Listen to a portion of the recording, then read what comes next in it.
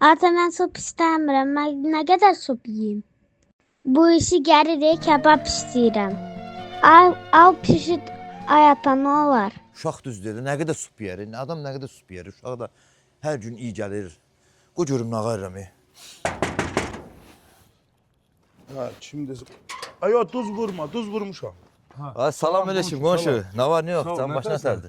Yaxşı olasın. Ay qonşu, deyəsən Ay can. kebab pişirsən evdə.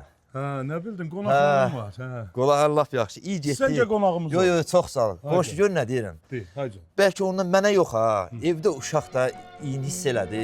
Bir tikə ondan verdi aparım uşağını olar. Allah mən ölsün. Bir dəqiqə gözlə gəl. Allah eləməsin qonşu. Can Allah. qadın al, can. Qada görməyəsən ay qonşu. Qonşu, Ay canım. ala mən təzdən özüm işləyərəm. Al apar, doyunca ye. Ay qonşu bu Götür, çox tut, çox tut. oldu. Çox zad olmadı, ala. Qonşu, Birdən kömüründə olmaz, kömüründə olmaz.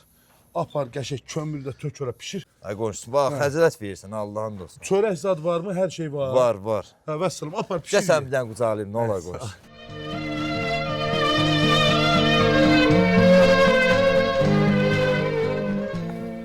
Sağ ol qonşu. Sağ ol, sağ ol. Apar, nuş canından ye.